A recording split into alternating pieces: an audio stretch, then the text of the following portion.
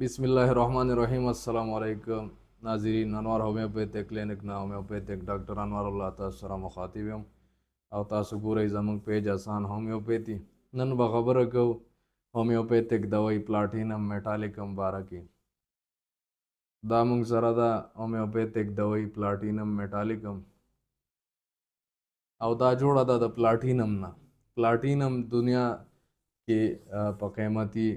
داتونو کې دا شامل دی ډېر مهنګه او قیمتي دات دی د سونې نه دا ګران دی او دا موږ سره چې کوم د مختلفو مرضونو کې استعمالیږي خصوصا ذهني علامات چې کوم دي په هغې کې ډېر ښه کار کوي څنګه چې تاسو ته معلومه ده چې پلاټینم یو قیمتي او مهنګه ترین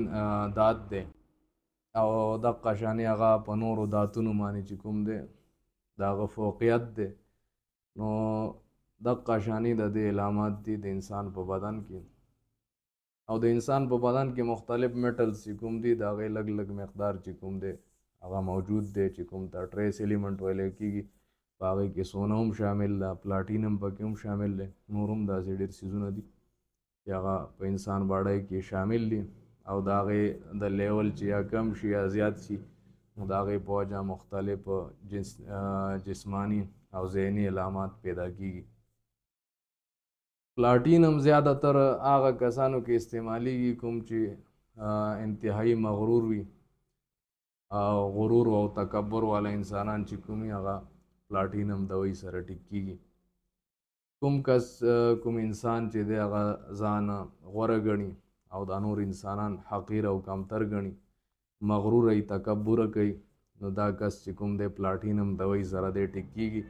دلته تاسو پلاټینم سی ایم دوی 15 ورځې بعد 4-5 خوراک ورکړئ نو انشاءالله 2-3 میاشتو کې دننه به دا د چې کوم هغه طبیعت دی غرور تکبر دی دا مکمل ختم شي دې نه علاوه پلاټینم دوی په جنسي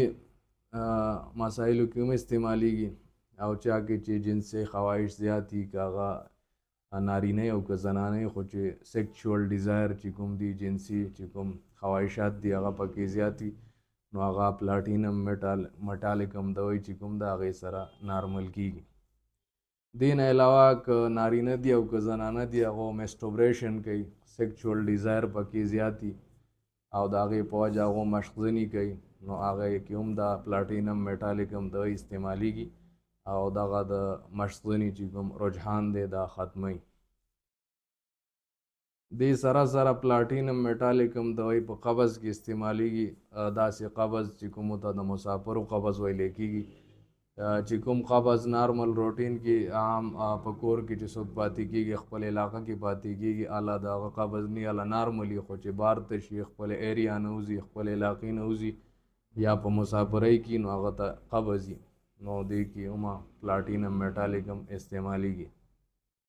ډیرو کسانو ته دا عجیبه لګي لکه ذهني علامات چې دي په هومیوپیتیک دوايانو کې چې په هغې کې حسد دی بغض دی غصه ده خوف دی تشویش دی نو هغه وایي چې دا عجیبه غوانې کار دی دا خو ذهن دی دا ګڼې ټیک کېدل مشکل دي یا دا نشي ټیک کېدی او ذهن به څنګه بدلیږي دوی سره نو هغو دپاره دا گزارش دی چې دا ازیندي لیک باقاعده هومیوپیتیک دوايانې په انسانانو باندې پروشي دي او د هغې علامات چې کوم دي میټیریا میډیکا نامې چې کوم کتاب دی په هغې کې درج دي هلته تاسو کتی شئ او تاسو دا دوی استعمالولی شئ دا هومیوپیتیک دوايانې چې دي ذهني علاماتو کې دا تاسو استعمالولی شئ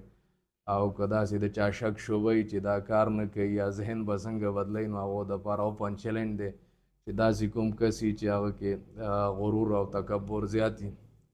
نو هغه لا تاسو پلاټینم میټالیکم سی ایم پوټنسي چې دا 15 ورځې بعد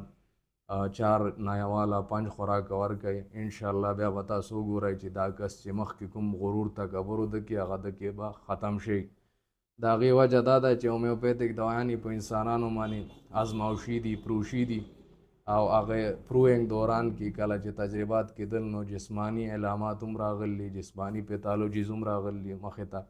او هغې سره سره د انسان ذهني علامات او احساسات چې کوم دي هغه هم هومیوپیتیک دوايانو کې ریکارډ شي دي او دا چې کوم دی د ډېرې مودې نه چې کوم دی هغه استعمالیږي او دې سره خلک چې کوم دی ټیک کېږي او دا ذهني علامات چې کوم د چا دي یا چې کوم ذهني طبیعت دی دا هم هومیوپیتي سره بدلیږي.